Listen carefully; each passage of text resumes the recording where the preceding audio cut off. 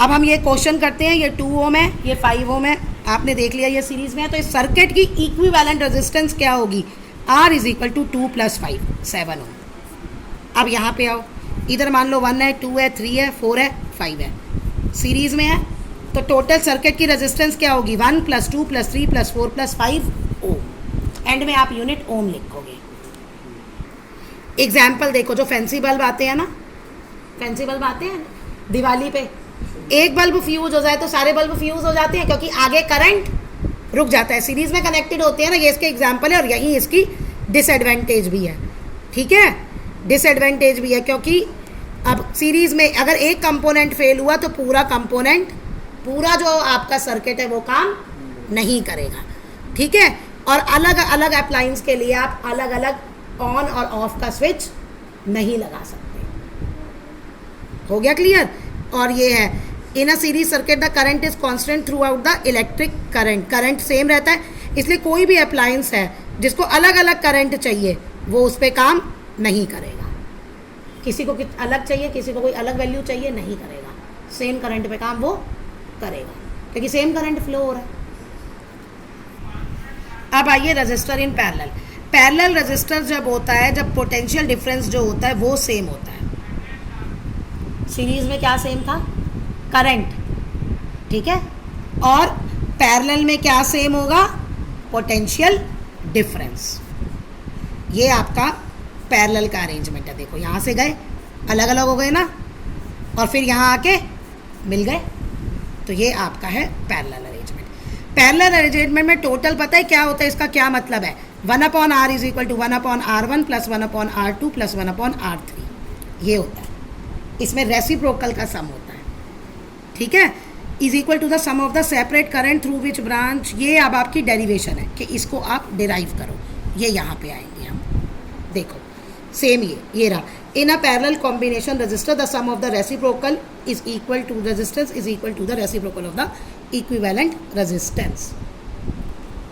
Okay, अब इसकी derivation है, सेम वही लॉजिक है, हम ऐसे ही सर्किट सेटअप करेंगे। उसमें हम क्या लिखेंगे कि अब यहाँ पे करंट अलग अलग है ना, तो R1 रजिस्टर्स में I1 करंट है, R2 में I2 है, और R3 में I3 करंट फ्लो कर रहा है। अब यहाँ पोटेंशियल डिफरेंस सेम है। अब हम फिर से ओम्स लॉ लेंगे। अब हम किस पे इक्वेशन बनाएंगे? पोटेंशियल डिफरेंस पे। Potential difference equal to, potential difference का जो है मतलब, मैं यहाँ कहना चाह रही हूँ कि जैसे देखो, यहाँ पे इसको बाद में लेते हैं, यहाँ हमने V पे लगाया था ना, क्योंकि करंट सेम था। करंट सेम था, क्या लॉजिक था? करंट सेम होगा तभी हमारा I कट जाएगा। अब यहाँ क्या सेम है? V, तो I is equal to V/R होता है। तो हम इक्वेशन में क्या लेंगे? टोटल करंट जो है वो I1 + I2 + I3 है। अब यहाँ से आ जाएगा V/R, यहाँ पे आ जाएगा V1 V/R1 V/R2 V/R3। अब पूरी इक्वेशन को आप V से डिवाइड करोगे तो ये हो जाएगा। हो गया क्लियर? कंफ्यूज नहीं होना है, हमने V सेम है पैरेलल में, ये इंपॉर्टेंट रिजल्ट है, ये याद रखना है, न्यूमेरिकल्स में काम आएगा बार बार। ये पैरेलल में V सेम है तो हमें ऐसे इक्वेशन बनानी है कि V कट जाए। सीरीज में I सेम है तो हमें ऐसे बनाना है कि हमारा I कट जाए, क्योंकि I हर जगह सेम होगा और हमारे पास ये रिजल्ट आ जाएगा। ये पॉइंट आपको डेरिवेशन करते हुए याद रखने हैं। बाकी ये यहीं से है, ये देख लो, ये पूरा ही लिखना है आपको। यहाँ से कंसीडर वही बताया है, टोटल सबका बता दिया ना, फिर टोटल करंट ये होगा, और ये पूरा डेरिवेशन ये आपको लिखना है। और आपको एक ये रिजल्ट लिखना है, ये वाला रिजल्ट लिखना है, और एक ये लिखना है। ये कह रहा है करंट जो है वो सेम होगा, और ये मैंने आपको डेरिवेशन बताई थी कि ये R इक्विवेलेंट R ऐसे आता है। अब देखिए, मान लीजिए ये आपका सर्किट है, ये देखो, हम यहाँ से चले, यहाँ हमारे पाथ अलग अलग हो रहे हैं। चलो यहाँ आ गए, यहाँ आ गए, ये सेम हो गए, यानी ये दोनों किस में है? पैरेलल में कनेक्टेड है। मान लीजिए ये 4 है और ये 6 है। अब कैसे निकालोगे? 1/R is equal to 1/4 + 1/6। इनका LCM लोगे, कैलकुलेशन चेक कर लेना।